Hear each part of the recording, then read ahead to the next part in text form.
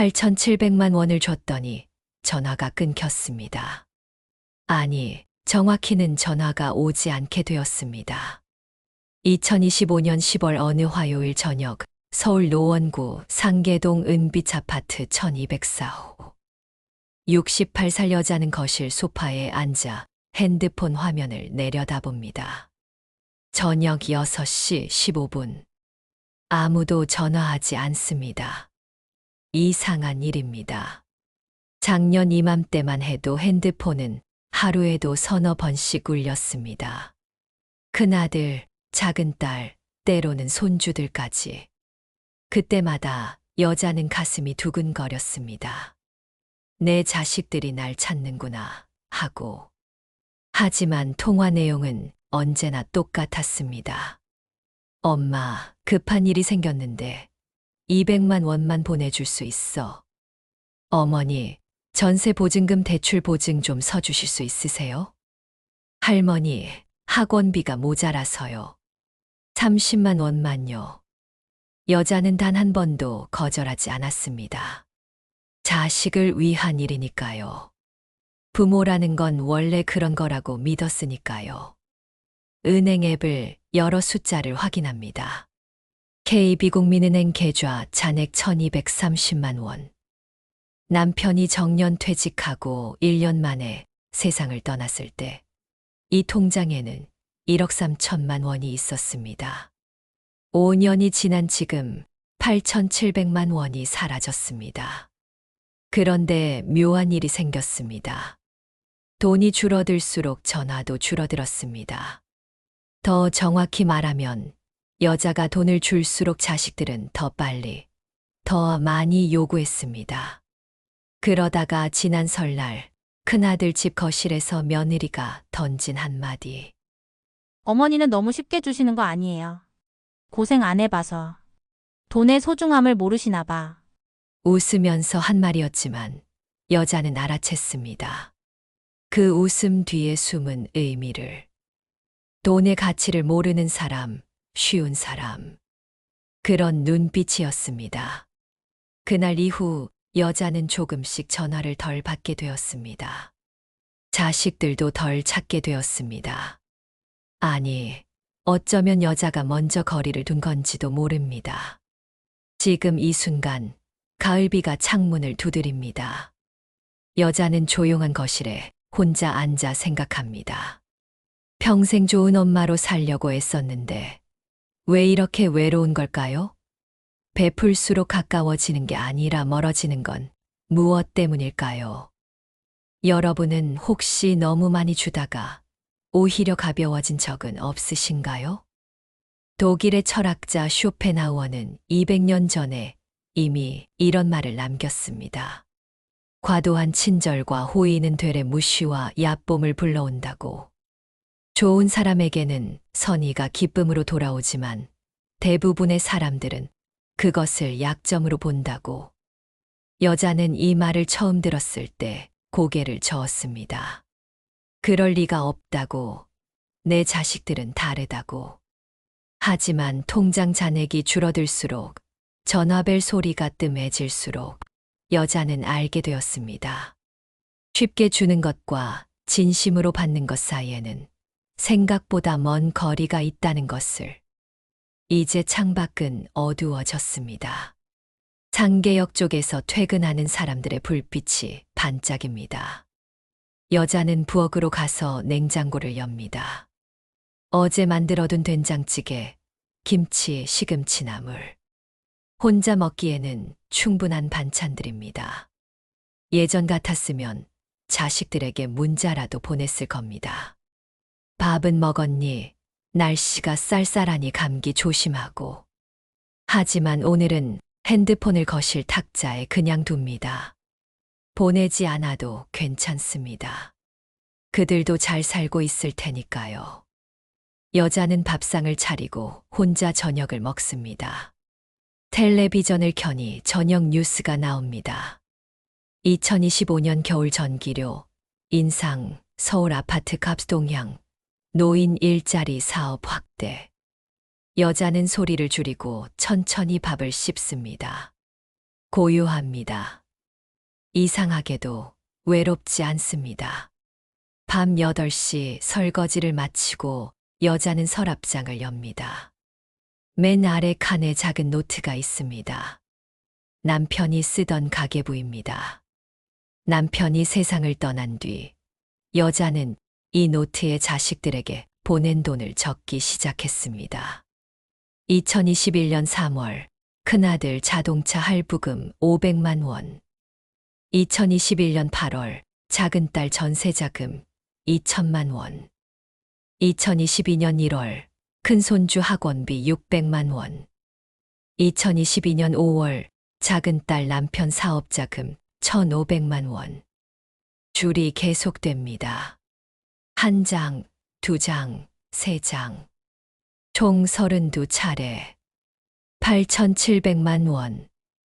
여자는 노트를 덮으며 생각합니다. 이 돈이 아까운 게 아닙니다. 다만 이상한 건 돈을 보낼 때마다 고맙다는 말은 짧아졌고 다음 부탁은 빨라졌다는 겁니다. 처음에 큰아들은 3개월을 기다렸습니다. 마지막에는 2주일 만에 전화가 왔습니다.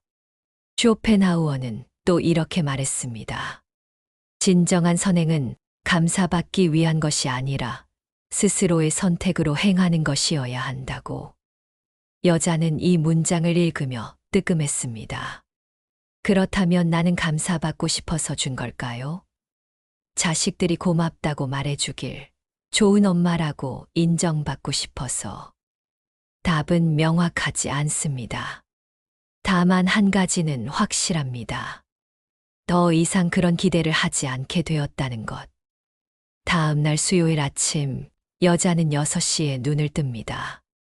예전 같았으면 아침 일찍 큰아들 집에 반찬을 가져다 주곤 했습니다. 일산까지 지하철로 1시간 10분. 하지만 요즘은 가지 않습니다.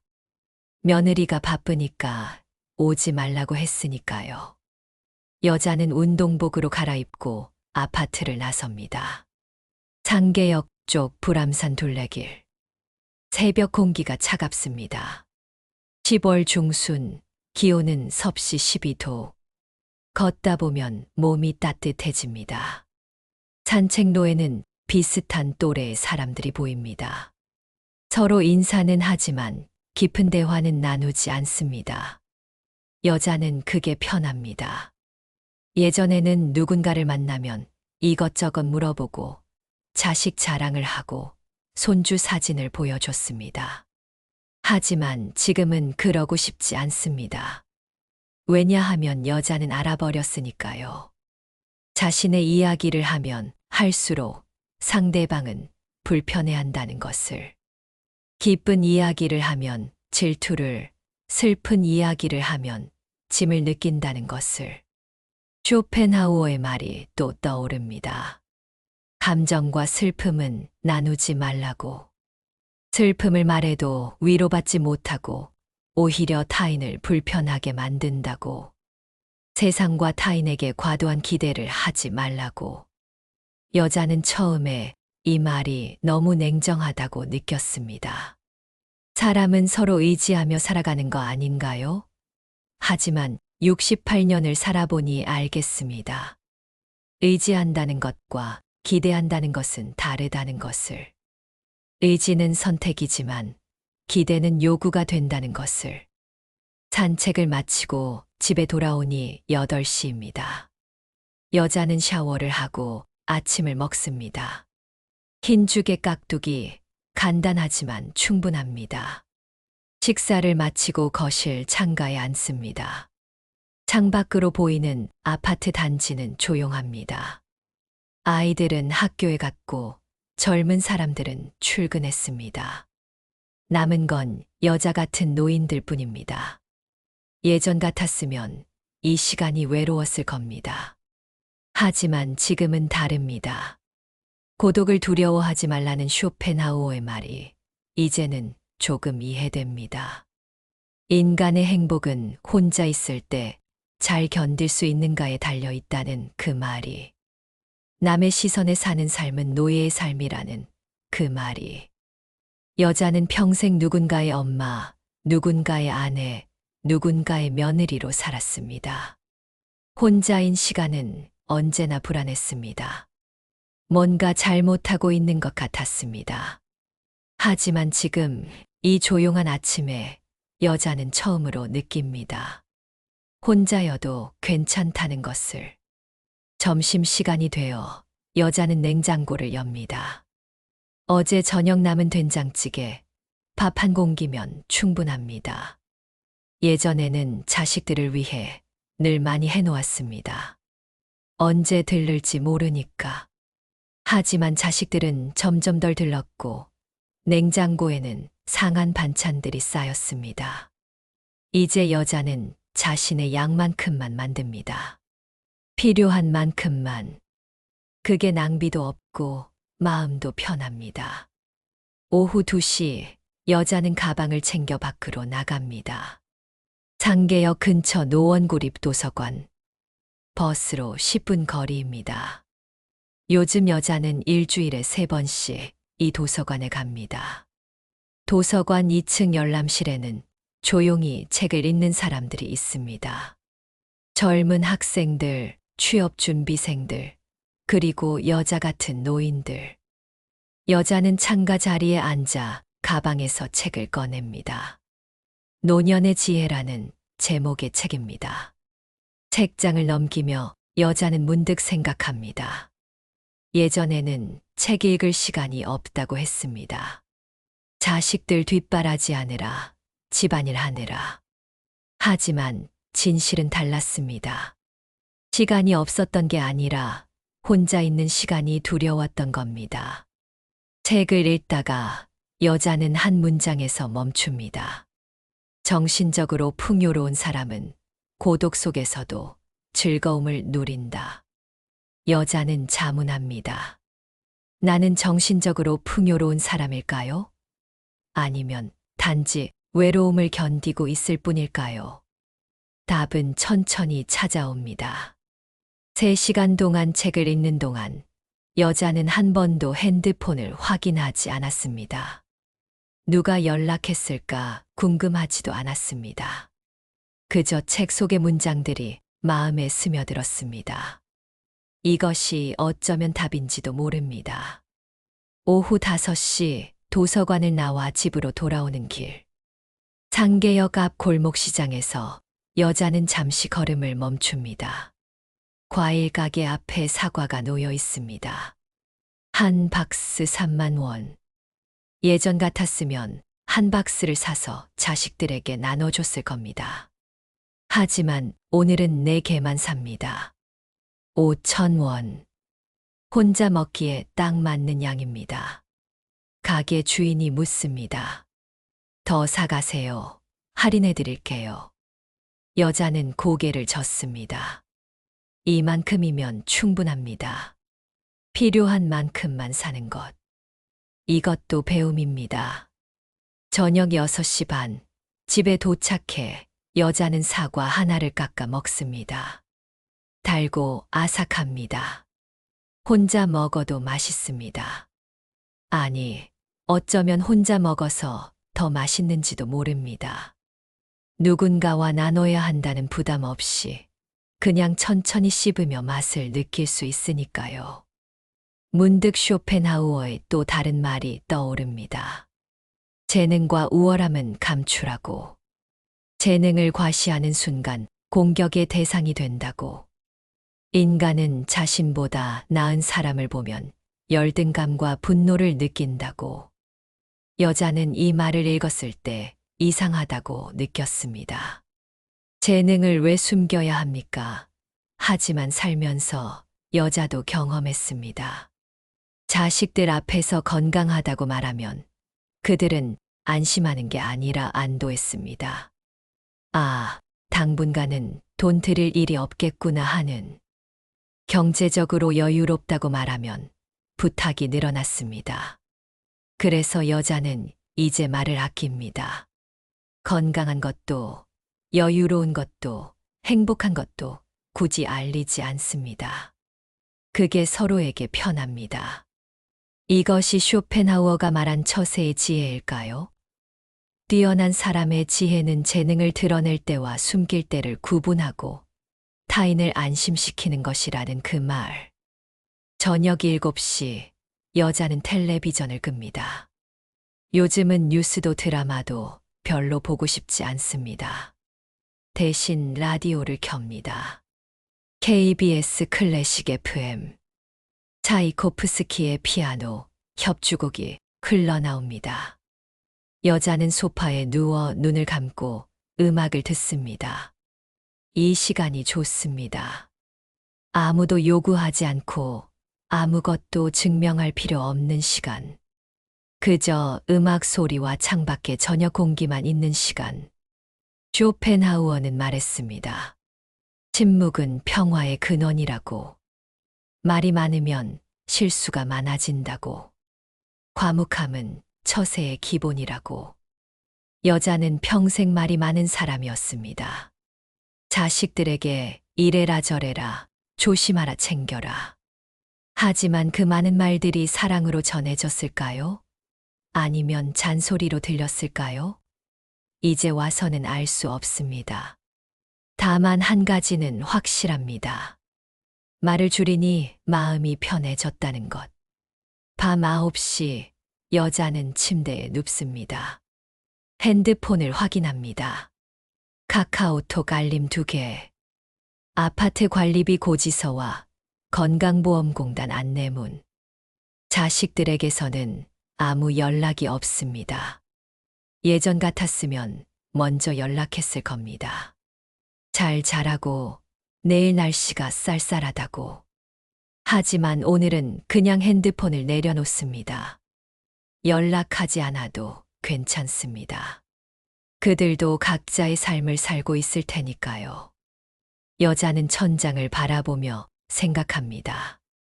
결국 인간은 혼자라는 쇼펜하우어의 말이 슬픈 말이 아니라는 것을 이제야 알겠습니다. 그건 단순한 사실입니다. 태어날 때도 혼자, 죽을 때도 혼자. 그 사이의 시간 동안 누군가와 함께 있다 해도 결국 각자의 생각과 감정은 각자의 것입니다. 그렇다면 외로움이란 무엇일까요? 혼자 있어서 외로운 게 아니라 함께 있으면서도 이해받지 못할 때 느끼는 게 외로움이 아닐까요? 여자는 지난 5년을 떠올립니다. 자식들과 함께 있던 명절, 손주들이 왔던 주말. 그 시간들이 행복했을까요?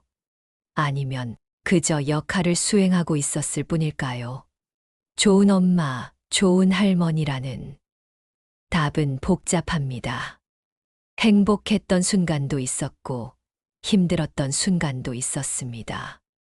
하지만 한 가지는 분명합니다. 그때는 선택이 아니었다는 것. 해야 한다고 생각했지, 하고 싶어서 한 건 아니었다는 것. 지금은 다릅니다. 혼자 있는 것도, 책을 읽는 것도, 조용히 음악을 듣는 것도 모두 여자의 선택입니다. 누가 시켜서도 아니고 누군가를 위해서도 아닙니다. 그저 여자가 원해서 하는 것입니다. 이것이 어쩌면 자유일까요? 밤이 깊어갑니다. 여자는 잠이 오지 않아 다시 일어나 거실로 나옵니다. 부엌에서 따뜻한 보리차를 한 잔 따라 마십니다. 창밖으로 보이는 아파트 불빛들. 어떤 집은 환하고 어떤 집은 어둡습니다. 저마다의 삶이 있겠지요. 여자는 문득 궁금해집니다. 저 불빛 속의 사람들은 행복할까요? 함께 사는 가족이 있으니 행복할까요? 아니면 여자처럼 혼자이지만 평온할까요? 쇼펜하우어는 행복에 대해서도 말했습니다. 행복의 본질은 마음의 명랑함이라고. 행복은 외부가 아니라 마음의 상태에 달려 있다고. 건강한 거지가 병든 왕자보다 행복하다고.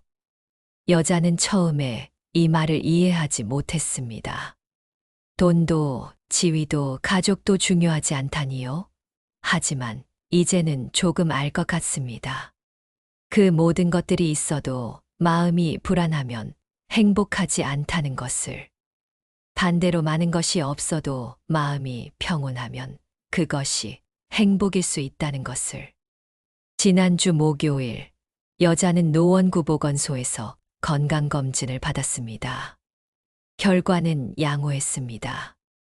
혈압 정상, 혈당 정상, 콜레스테롤 수치도 나쁘지 않습니다. 의사가 말했습니다. 건강 잘 챙기고 계시네요. 이 나이에 이 정도면 정말 좋은 겁니다. 여자는 그 말을 듣고 기뻤습니다. 자식들에게 알려줄까 생각했지만 하지 않았습니다. 그들이 안심할까요? 아니면 그저 무덤덤할까요? 어느 쪽이든 상관없습니다. 중요한 건 여자 자신이 건강하다는 사실입니다. 쇼펜하우어가 말했듯이 행복의 90%는 건강에 달려 있습니다. 여자는 이제 그 말을 믿습니다. 매일 아침 산책하고 규칙적으로 식사하고 일찍 자고 일찍 일어납니다. 이런 단순한 일상이 여자를 지탱합니다. 다음 날 목요일 오전, 여자는 상계역 앞 국민은행에 갑니다. 통장 정리를 할 때가 되었습니다. 창구 직원이 통장을 넘겨받아 기계에 넣습니다. 지난 석 달간의 거래 내역이 인쇄됩니다. 입금 내역은 단순합니다. 국민연금 53만 원, 매달 15일. 남편의 유족연금입니다. 출금 내역도 단순합니다. 관리비 12만 원, 전기요금 4만 5천 원, 통신비 3만 원, 생활비 40만 원 정도. 예전에는 매달 100만 원 이상씩 빠져나갔습니다. 자식들에게 주는 돈, 손주들 용돈, 명절 때 보내는 돈. 하지만 지금은 여자 혼자 사는데 필요한 돈만 씁니다. 그랬더니 남습니다. 매달 30만 원 정도. 여자는 묻습니다. 정기적금 하나 들고 싶은데요.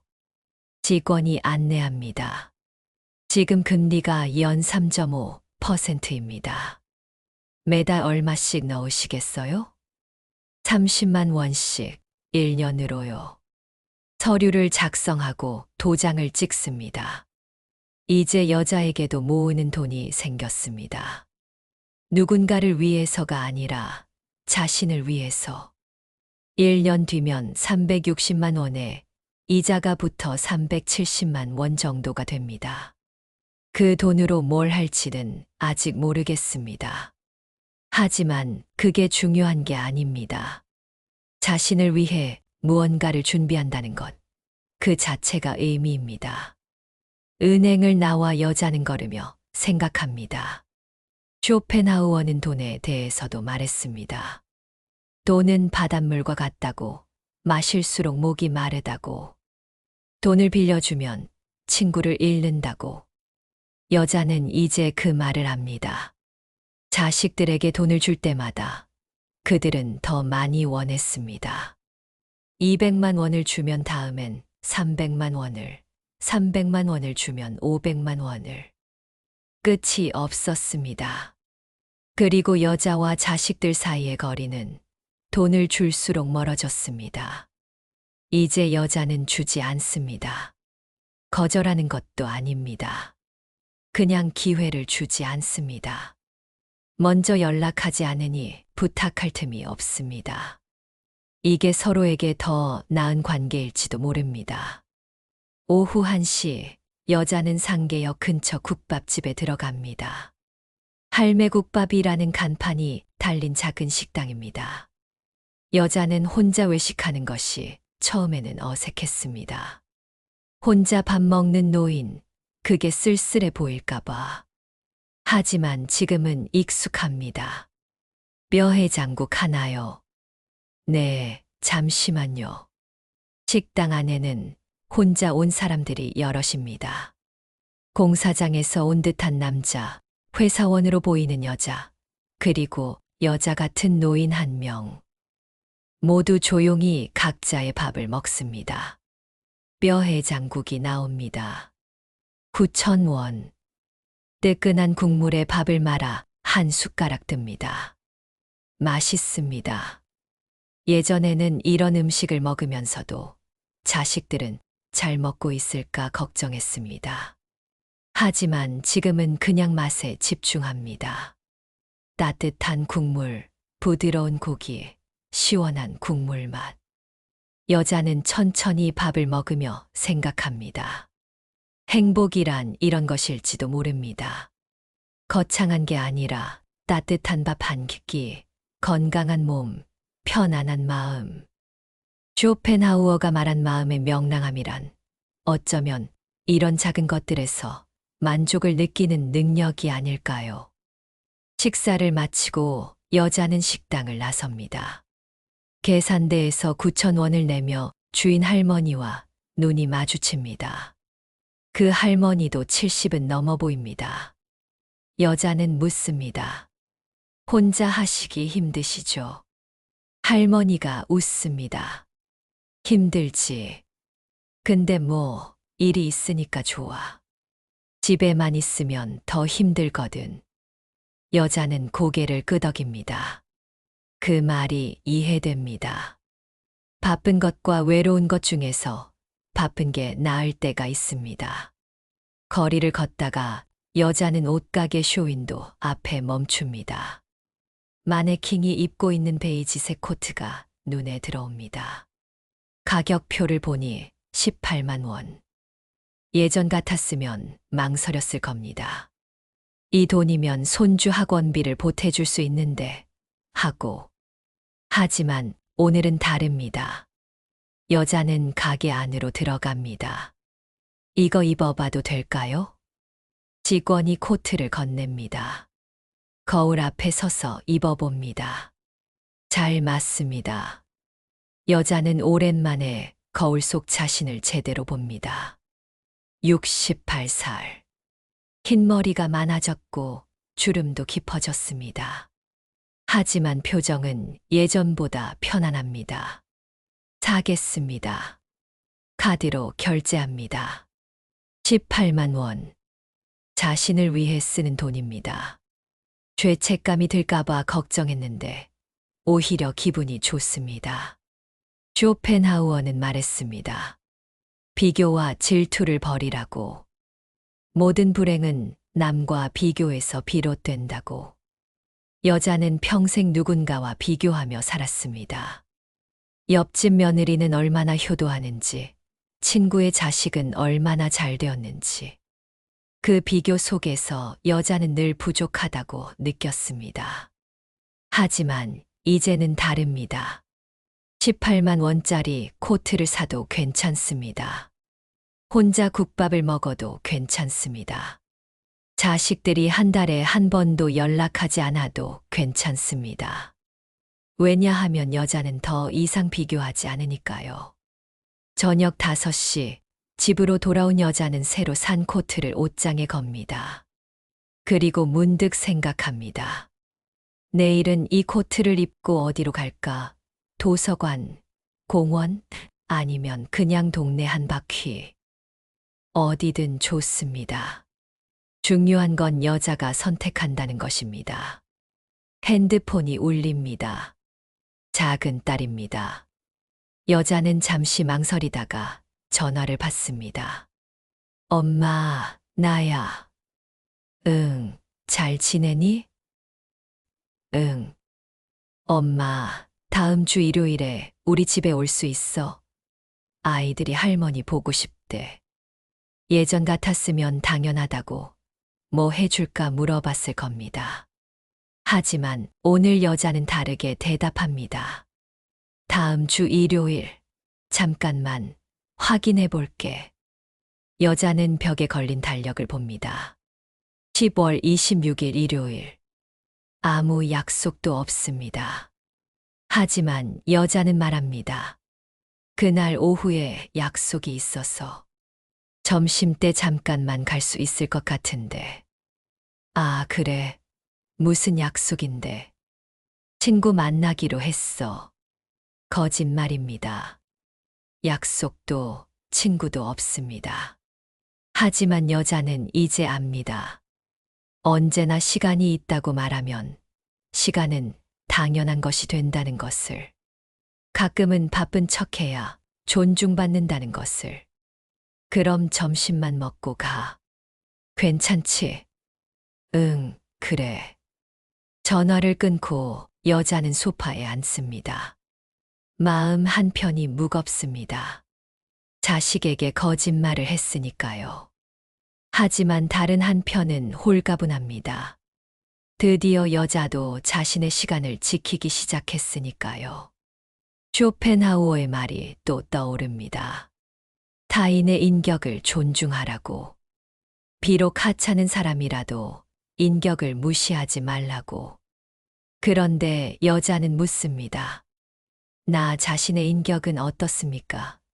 나는 나를 존중하고 있습니까? 평생 여자는 다른 사람을 존중했습니다. 남편을, 자식을, 손주를. 하지만 자신은 존중하지 않았습니다. 자신의 시간은 언제나 남에게 내어줄 수 있는 것이었고, 자신의 감정은 언제나 참을 수 있는 것이었습니다. 이제는 달라져야 합니다. 남을 존중하듯 나도 존중해야 합니다. 밤 8시 여자는 저녁을 먹고 설거지를 합니다. 부엌 창문 너머로 10월의 밤하늘이 보입니다. 별이 몇 개 보입니다. 여자는 고무장갑을 벗고 창가에 섭니다. 문득 질문이 떠오릅니다. 혼자 있는 시간이 외로움인가요? 자유인가요? 여자에게 답은 명확합니다. 처음에는 외로움이었습니다. 견디기 힘든 시간이었습니다. 하지만 지금은 자유입니다. 누구의 눈치도 보지 않고, 누구의 기대도 저버리지 않고, 그저 자신으로 존재할 수 있는 시간. 쇼펜하우어는 말했습니다.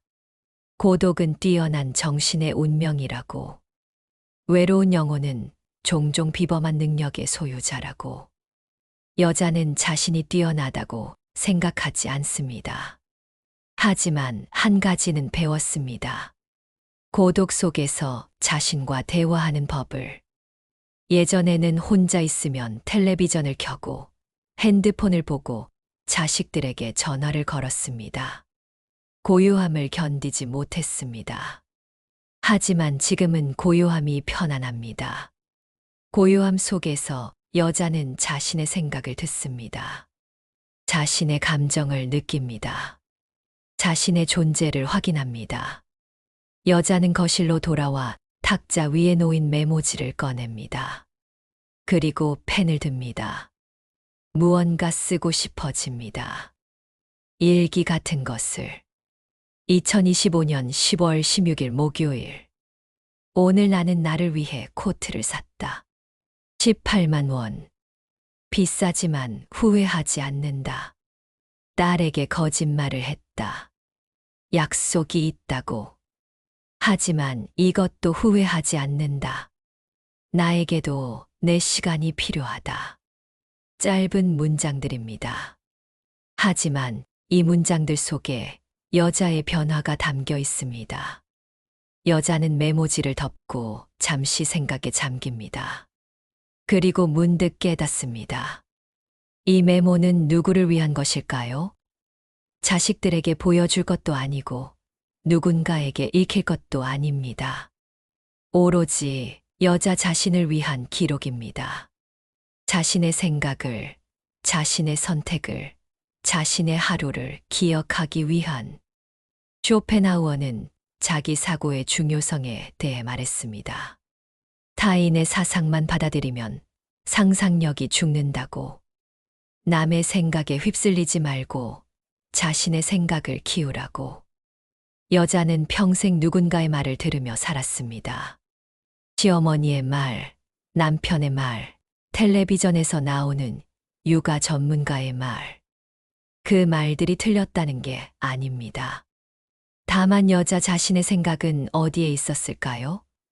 여자는 무엇을 원했을까요? 여자는 어떤 사람이었을까요? 68년을 살았지만 여자는 아직도 자신을 잘 모릅니다. 하지만 지금부터라도 알아가려 합니다. 매일 조금씩 메모를 쓰면서 생각을 정리하면서 다음 날 금요일 아침 여자는 평소보다 일찍 눈을 뜹니다. 새벽 5시 반. 창밖은 아직 어둡습니다. 여자는 이불 속에서 천장을 바라봅니다. 문득 걱정이 밀려옵니다. 다음 주 일요일 딸의 집에 가면 어떤 말을 들을까요? 약속이 뭐냐고 물으면 뭐라고 대답할까요? 혹시 거짓말이 들통나면 어떻게 될까요? 여자는 불안해집니다. 상상이 꼬리를 물고 이어집니다.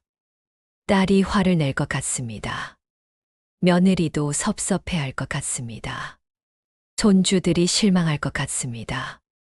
그렇게 되면 관계가 더 멀어질 것 같습니다. 하지만 여자는 멈춥니다. 그리고 쇼펜하우어의 말을 떠올립니다.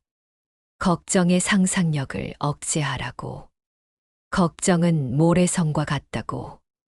상상으로 커지면 통제할 수 없다고. 불행을 미리 상상하지 말라고. 여자는 깊게 숨을 들이쉽니다. 아직 일어나지 않은 일입니다. 어쩌면 딸은 아무것도 묻지 않을지도 모릅니다. 어쩌면 여자의 변화를 이해할지도 모릅니다. 어쩌면 아무 일도 일어나지 않을지도 모릅니다. 눈앞에 불행이 오기 전에는 걱정하지 않는 것. 그것이 진정한 지혜라고 쇼펜하우어는 말했습니다. 여자는 일어나 운동복을 입습니다. 새벽 산책을 나갈 시간입니다. 걱정하는 대신 움직입니다. 생각하는 대신 걷습니다. 밖은 쌀쌀합니다. 기온이 영하로 떨어질 것 같은 차가운 공기입니다. 하지만 걷다 보면 몸이 따뜻해집니다. 여자는 불암산 둘레길을 천천히 오릅니다. 한 걸음, 한 걸음. 산책로에는 여자 말고도 몇 명이 더 있습니다.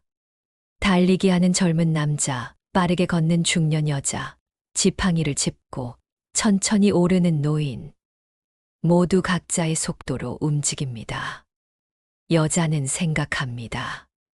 인생도 이와 같지 않을까요? 누군가는 빠르게 달리고 누군가는 천천히 걷습니다.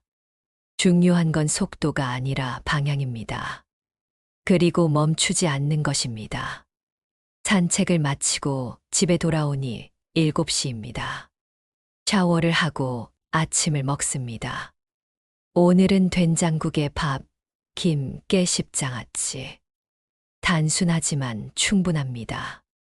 오전 10시, 여자는 노원구청 복지관에 갑니다. 한 달에 한 번씩 어르신 건강교실이 열립니다. 오늘은 영양 강의가 있는 날입니다. 강의실에는 30명 정도의 노인들이 앉아 있습니다. 대부분 여자와 비슷한 나이입니다. 영양사가 앞에서 설명합니다. 단백질 섭취가 중요합니다. 하루 체중 1kg당 1g 정도. 60kg이시면 60g의 단백질이 필요합니다. 여자는 열심히 듣습니다. 예전에는 이런 강의가 지루했습니다. 자식들 밥이나 잘 챙겨주면 되지. 내 건강은 나중 문제였습니다. 하지만 지금은 다릅니다. 내 건강이 우선입니다. 쇼펜하우어가 말했듯이 행복의 90%는 건강에 달려 있습니다. 건강을 잃으면 모든 것을 잃습니다. 돈도, 명예도, 관계도 의미가 없어집니다. 여자는 메모합니다. 단백질 하루 60g. 계란, 두부, 생선, 닭가슴살. 오늘부터 더 신경 써야겠습니다. 강의가 끝나고 쉬는 시간에 옆자리 할머니가 말을 겁니다. 혼자 사세요? 네. 자식들은요? 아들 하나, 딸 하나 있어요. 같이 안 살아요? 따로 살아요. 할머니가 고개를 끄덕입니다. 요즘 다 그렇죠, 뭐. 나도 혼자 살아요. 처음엔 외로웠는데, 이제는 괜찮더라고요. 여자는 그 말에 공감합니다. 하지만 더 이상 대화를 이어가지 않습니다. 쇼펜하우어의 가르침을 기억합니다. 감정과 슬픔은 나누지 말라고. 말이 많으면 실수가 많아진다고. 여자는 가볍게 웃으며 고개만 끄덕입니다. 복지관을 나와 여자는 근처 마트에 듭니다. 이마트 상계점. 단백질이 많은 식품들을 장바구니에 담습니다. 계란 한 판, 두부 2모, 고등어 2마리, 닭가슴살 300g. 계산대에서 총 23,000원을 냅니다. 장을 보며 여자는 만족감을 느낍니다. 이 음식들은 모두 여자를 위한 것입니다. 자식들 입맛에 맞출 필요도, 손주들이 좋아하는지 걱정할 필요도 없습니다. 그저 여자의 건강을 위한 선택입니다. 집으로 돌아오는 버스 안에서 여자는 창밖을 바라봅니다. 시골의 거리는 단풍으로 물들어 있습니다. 은행나무 잎이 노랗게 빛납니다. 아름답습니다. 여자는 생각합니다. 내게 없는 것을 바라보지 말고 가진 것을 잃을 때의 고통을 떠올려라는 쇼펜하우어의 말을. 여자에게는 무엇이 있을까요? 건강한 몸이 있습니다. 살 곳이 있습니다. 먹을 것이 있습니다. 걸을 수 있는 다리가 있습니다. 볼 수 있는 눈이 있습니다. 이것들이 얼마나 소중한지 잃어본 사람만 압니다. 집에 도착해 장본 것을 정리하고 여자는 점심을 준비합니다. 고등어를 구워 먹기로 합니다. 프라이팬에 기름을 두르고 고등어를 올립니다. 지글지글 소리가 납니다. 고소한 냄새가 부엌을 채웁니다. 밥을 짓고 된장국을 데웁니다. 김치와 깨십장아찌를 꺼내 작은 접시에 담습니다. 혼자 먹는 밥상이지만 정성스럽게 차립니다. 이것도 자신을 존중하는 방법입니다. 점심을 먹으며 여자는 창밖을 봅니다. 맞은편 아파트 베란다에 빨래가 널려 있습니다. 바람에 흔들립니다. 저 집에도 누군가의 삶이 있겠지요. 행복할 수도 불행할 수도 있습니다. 하지만 그것은 그 사람의 몫입니다. 쇼펜하우어는 말했습니다. 물고기는 물속, 새는 공중, 두더지는 땅속이 행복하다고. 타인의 삶은 그 사람의 성격에 맞는 것일 뿐, 내게 맞지 않을 수도 있다고. 자기에게 맞는 분위기에서만 행복이 가능하다고. 여자는 이제 압니다. 자식들과 함께 사는 삶이 누군가에게는 행복일 수 있지만 여자에게는 아니라는 것을. 혼자 사는 삶이 누군가에게는 외로움일 수 있지만 여자에게는 평화라는 것을. 저마다의 분위기가 있습니다. 저마다의 속도가 있습니다. 저마다의 행복이 있습니다. 오후 3시 여자는 거실 소파에 앉아 창가로 들어오는 햇살을 받습니다.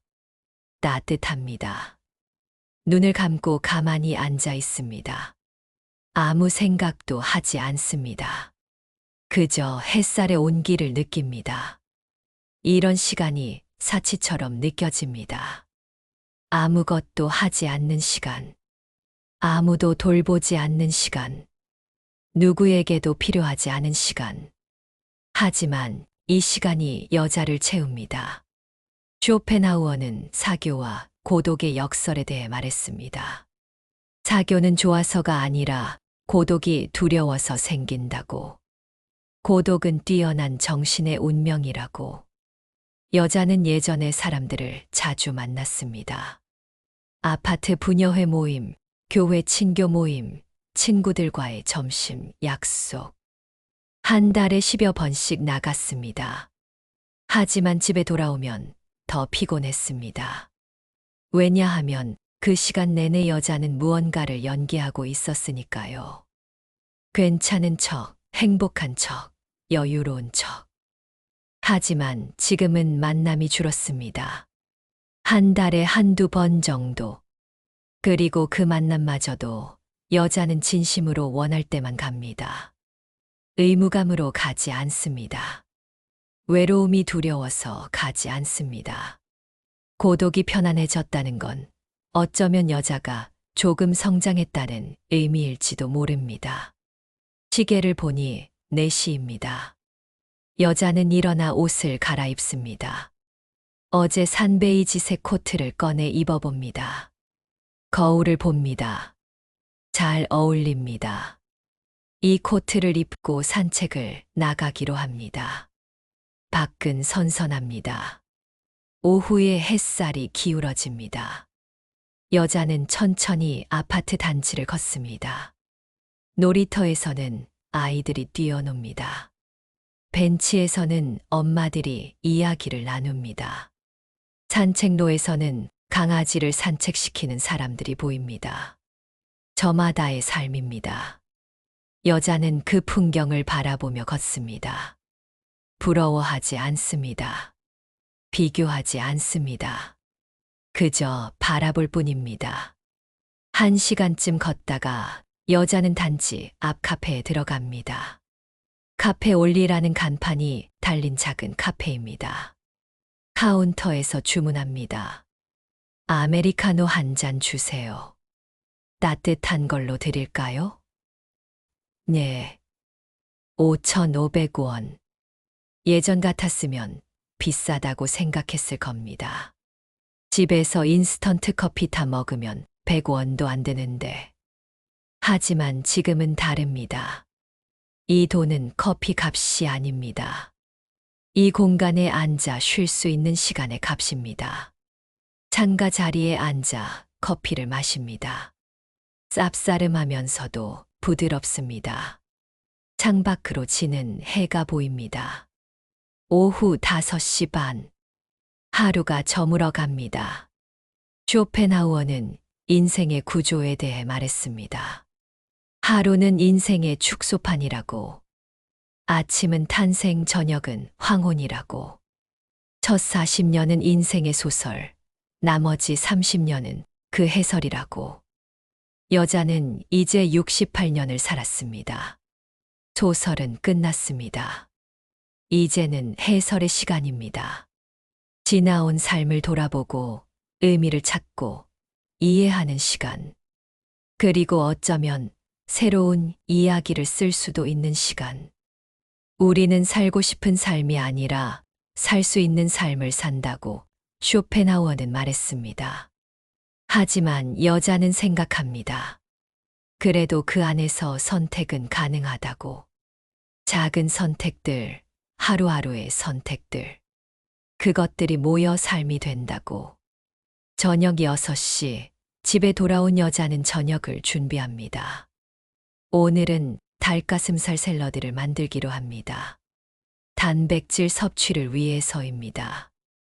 닭가슴살을 삶고 양상추와 토마토를 씻어 썰고 간단한 드레싱을 만듭니다. 건강한 저녁입니다. 예전에는 이런 음식을 안 먹었습니다. 자식들이 싫어했으니까요. 고기는 삼겹살이나 갈비처럼 기름진 걸 좋아했고, 채소는 쌈 채소만 먹었습니다. 하지만 지금은 여자 혼자 먹습니다. 여자가 좋아하는 것을 먹습니다. 식사를 마치고 설거지를 하는데 핸드폰이 울립니다. 큰아들입니다. 여자는 손을 씻고 전화를 받습니다. 엄마. 응, 왜? 별일 없으시죠? 응, 잘 지내. 날씨 추워지는데 감기 조심하세요. 그래, 너도. 짧은 통화입니다. 예전 같았으면 여자가 이것저것 물어봤을 겁니다. 밥은 먹었니? 애들은 괜찮니? 회사는 어떠니? 하지만 지금은 묻지 않습니다. 아들이 말하고 싶으면 말할 것이고, 말하고 싶지 않으면 안 할 것입니다. 전화를 끊고 여자는 생각합니다. 관계에도 적정 거리가 있습니다. 너무 가까우면 숨이 막히고 너무 멀면 단절됩니다. 지금 이 정도의 거리가 어쩌면 적당할지도 모릅니다. 밤 8시 여자는 다시 메모지를 꺼냅니다.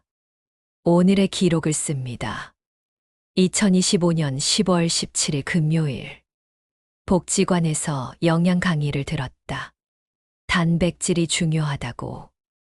오늘부터 건강식을 먹기로 했다. 새 코트를 입고 산책했다. 카페에서 커피를 마셨다. 5,500원이 아깝지 않았다. 큰아들에게서 전화가 왔다. 짧은 통화였지만 괜찮았다.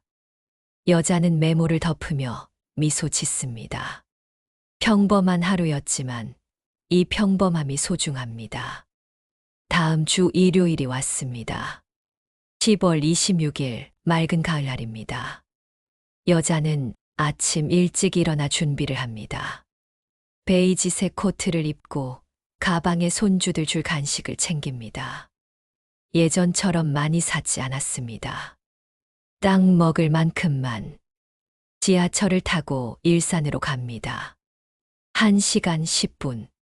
창밖 풍경을 바라보며 여자는 생각합니다. 긴장되지 않습니다. 예전 같았으면 딸이 뭐라고 할까, 며느리 기분이 어떨까 걱정했을 텐데. 지금은 그냥 갑니다. 점심 먹고 올 거라고 했으니 점심 먹고 오면 됩니다. 딸의 집 초인종을 누릅니다. 손주들이 문을 열어줍니다. 할머니. 아이들은 반갑게 안깁니다. 여자는 아이들을 안으며 생각합니다. 이 순간이 좋습니다.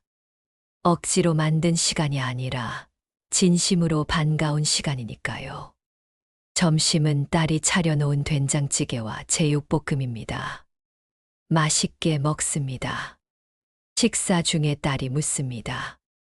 엄마, 오후에 무슨 약속 있으시다고요? 여자는 잠시 망설이다가 대답합니다. 응, 도서관에 가기로 했어.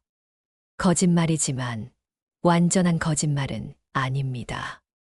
실제로 도서관에 갈 생각이니까요. 도서관요. 무슨 책 보시는데요? 요즘 철학책 읽고 있어. 딸이 놀란 표정을 짓습니다. 엄마가 철학책을요? 응. 쇼펜하우어라고 독일 철학자. 우와, 대단하시네요. 여자는 그 말에 웃습니다.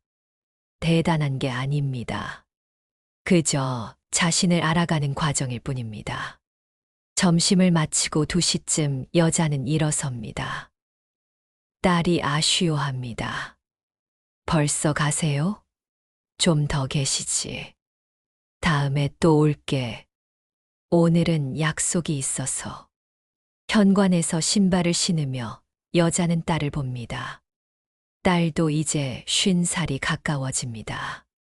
주름이 생기고 머리에 흰 머리가 보입니다. 딸도 늙고 있습니다. 딸도 자신의 삶을 살고 있습니다. 잘 가요, 엄마. 조심히. 그래.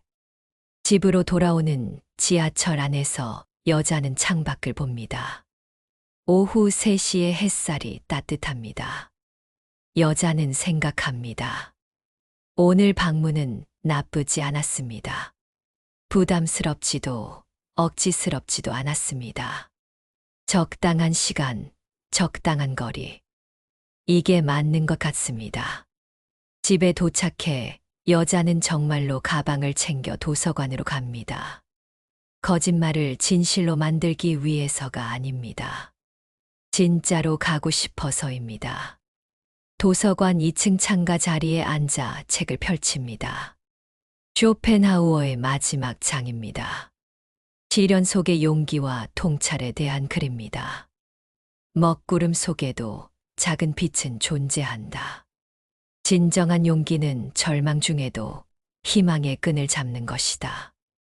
여자는 이 문장을 천천히 읽습니다. 남편을 잃고 5년, 그 시간은 먹구름 같았습니다. 하지만 여자는 그 속에서 작은 빛을 찾았습니다. 혼자서도 괜찮다는 것, 자신을 사랑할 수 있다는 것, 고독이 자유가 될 수 있다는 것. 시련은 영혼을 단련시키는 과정이라고 쇼펜하우어는 말했습니다. 자연의 폭풍 속에서도 냉철한 관찰을 유지할 때 우리는 세파를 견디는 통찰력을 얻는다고. 여자는 지난 몇 달을 돌아봅니다. 자식들과 거리를 두는 것이 처음에는 슬펐습니다. 하지만 그 거리 속에서 여자는 자신을 발견했습니다. 누군가의 엄마가 아닌 한 사람으로서의 자신을. 책을 덮고 여자는 창밖을 봅니다. 해가 기울어집니다. 오후 5시. 또 하루가 저뭅니다. 하지만 여자는 알고 있습니다. 내일 아침이면 해는 다시 뜰 것이라는 것을. 쇼펜하우어의 마지막 말이 가슴에 새겨집니다. 무모함에서 벗어나는 길은 오직 이성과 통찰뿐이다. 삶의 평화는 침묵에서, 행복은 명랑한 마음에서 시작된다. 여자는 이제 압니다. 행복은 많이 가진 것에서 오는 게 아니라는 것을. 누군가에게 필요한 사람이 되는 것에서 오는 게 아니라는 것을. 행복은 자신과 화해하는 것, 자신을 존중하는 것, 자신의 삶을 선택하는 것에서 온다는 것을. 68년을 살아서야 깨달았지만 늦지 않았습니다. 아직 시간은 있습니다. 앞으로의 날들을 여자는 다르게 살 것입니다. 혼자서도 괜찮은 날들을. 여러분은 어떠신가요? 혼자 있는 시간이 두렵지는 않으신가요? 타인의 기대에 맞춰 사느라 정작 자신의 삶은 잊고 계시지는 않으신가요? 여러분의 행복은 무엇으로 채워지고 있나요? 쇼펜하우어의 지혜는 200년이 지난 지금도 우리에게 말합니다. 고독을 두려워하지 말고, 침묵의 힘을 믿고, 비교를 멈추고, 자신에게 맞는 삶을 살라고. 오늘 밤 혼자서도 괜찮은 밤을 보내시길 바랍니다. 이 이야기가 여러분의 마음에 작은 위로가 되었다면 구독 버튼을 눌러주세요. 그리고 좋아요로 응원해 주시면 더 좋은 이야기로 다시 찾아뵙겠습니다. 오늘 밤도 평안하시길 바랍니다. 지금까지 혼자서도 괜찮은 밤이었습니다.